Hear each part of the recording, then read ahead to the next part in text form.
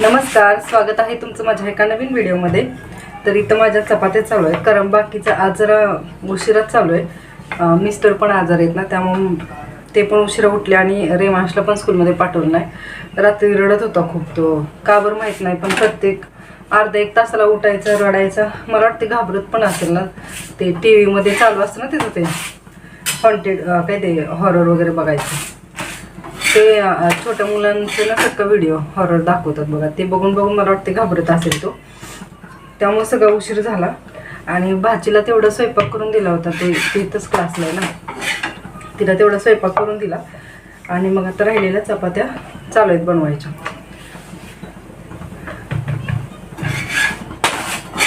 तर म्हटलं तुमच्याशी पण गप्पा मारत माझ्या चपात्या होतील।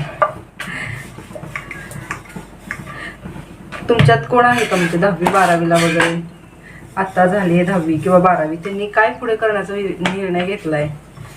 कारण काय होतं माहिती आहे का, आई वडील ना प्रेशर करतात की मुलांनी असं केलं पाहिजे, तसं केलं पाहिजे, पण ना मुलांना जे आवडतं ना त्यात त्यांनी करावं असं मला तर वाटतं।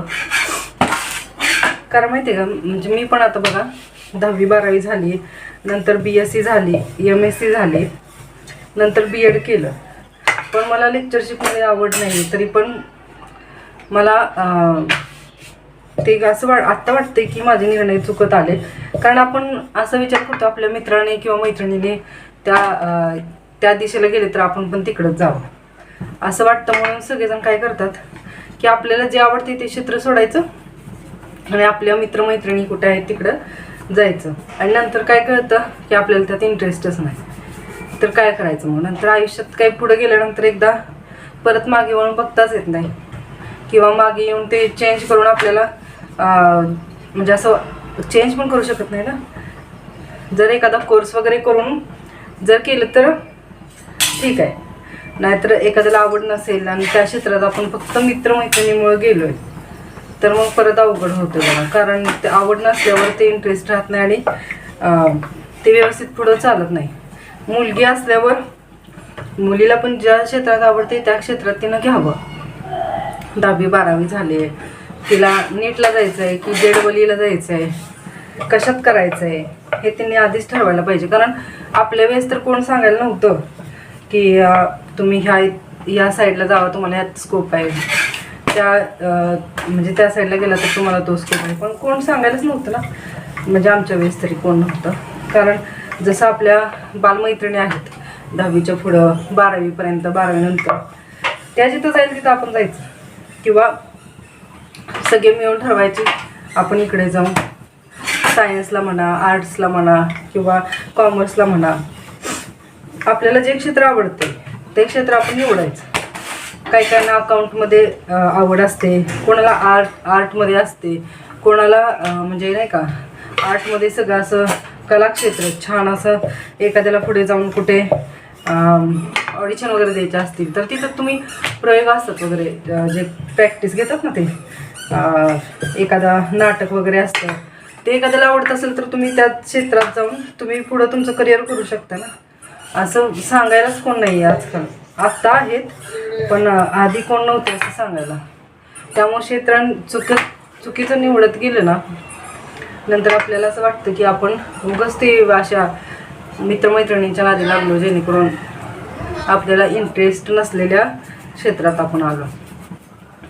आता मला वाटते की एखादा मला कम्प्युटरच्या क्षेत्रात आवड आहे, कारण मला 12वी नंतर पण असं वाटत होतं की सॉफ्टवेअर इंजिनियर वगैरे ह्याला भेटावं, पण नाही भेटलं। इंजिनिअरिंगला भेटलं की, पण सॉफ्टवेअर इंजिनियरला जसे मार्क्स पाहिजे होते तसे मार्क्स नव्हते, म्हणून आम्ही निवडलं science, BSc bachelor of science, आणि त्यात पण निवडून मॅथ्स निवडला, आणि नंतर MScला पण मॅथ्स ठेवला स्पेशलायझेशन, आणि नंतर BEd केलं। असं तर माझं झालं। त्यामुळं जसं आपल्याला वाटतं ना तसंच मला वाटतं आईवडिलांनी पण तसंच आपल्या मुलांना सांगावं की तुला ज्या क्षेत्रात आवडते। आता पण 10वी 12वी कोणाला कमी पडले असतील मार्क्स, कोणाला जास्त पडले असतील, त्यांनी आपापलं करिअर चूज करावं।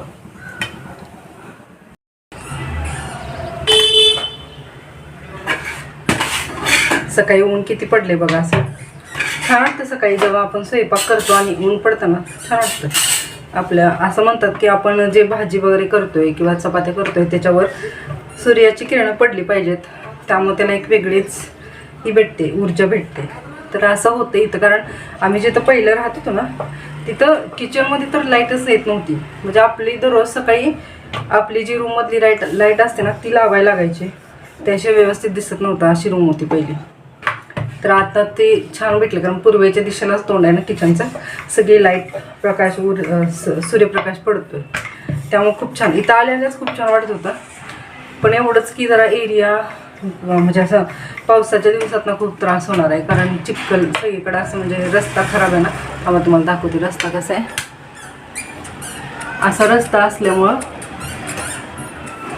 हे असं बघा लाईट प्रकाश पडते इथं, किती छान वाटते.